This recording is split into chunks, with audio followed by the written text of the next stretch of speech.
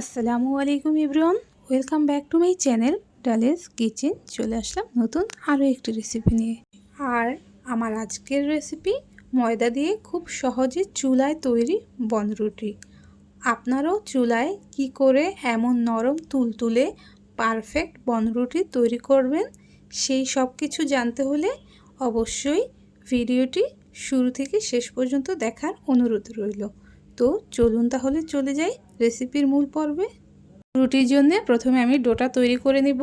আর এর জন্য একটি মিক্সিং বোলে আমি 2 বাটি ময়দা নিয়ে নিচ্ছি।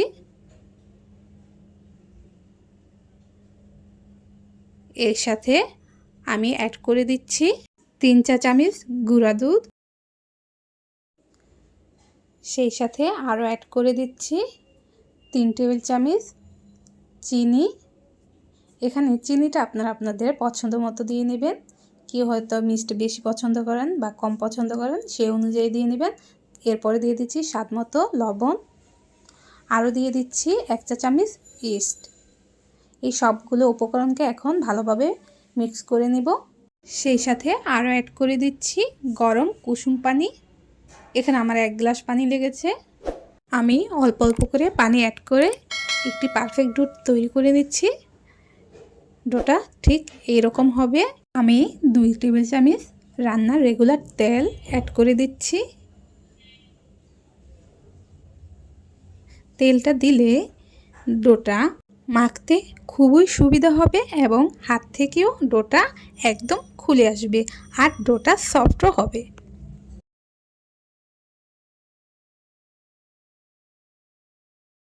এই পর্যায়ে আমি সামান্য তেল মেখে নিচ্ছি। এখন এটিকে আমি রেস্টে রেখে দিব 1 ঘন্টার জন্য। 1 ঘন্টা পর চলে আসলাম।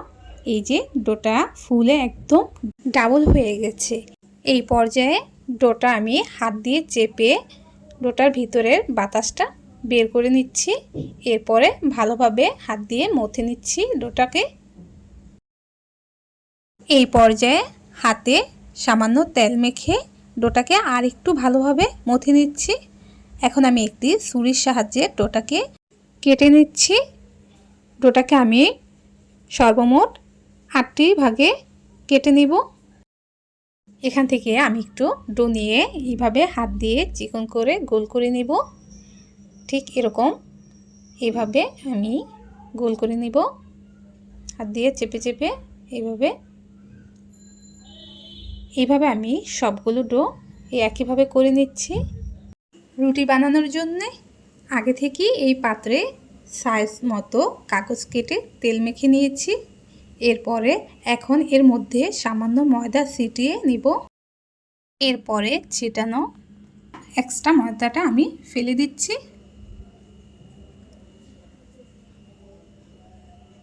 এখন এই পাত্রে আমি একে একে রুটি বানানোর জন্য যে ডোটা গোল করে সাইজ করে রেখেছিলাম সেগুলো একে একে ফাঁকা ফাঁকা করে সাজিয়ে নিচ্ছি।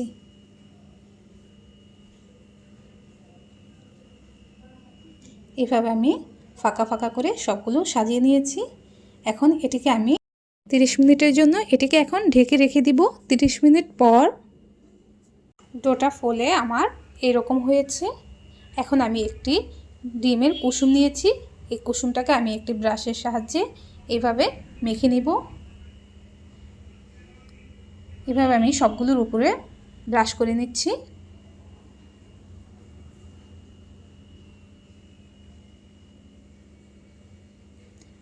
সবগুলোর উপরে ব্রাশ করা হয়ে গেছে। এখন আমি এখানে আগে থেকে ভেজে রাখা তিল ছিটিয়ে নিচ্ছি।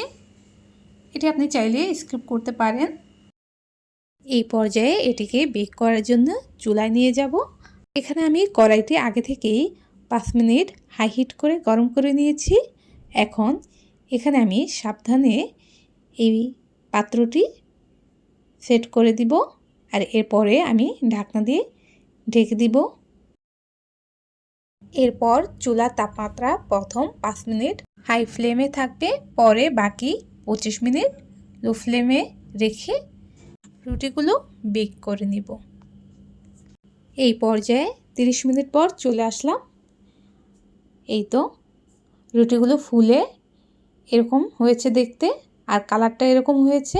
তো এরপরে রুটির উপরে আর একটু পারফেক্ট ব্রাউন কালার আনার জন্য আমি যে কাজটি করব, এখানে রুটির উপরে কালার আনার জন্য প্রথমে আমি একটি প্যানে রুটিটা সেট করে নিচ্ছি। এরপরে কাগজটা উঠিয়ে নিচ্ছি। এখন এটিকে আমি প্যানে লো আঁচে 1 মিনিটের জন্য রেখে দিব। এই পর্যায়ে 1 মিনিটের পরে চলে যাব পরিবেশনে। 1 মিনিট রেখে দেওয়ার পরে রুটিটার কালার ঠিক এরকম আসছে। আর এই তো রুটিটা কত সফট হয়েছে, আর ভিতরে একদম পারফেক্ট বেক হয়েছে। তো আজ এই পর্যন্তই। ভিডিওটি ভালো লাগলে অবশ্যই লাইক কমেন্ট করতে ভুলবেন না।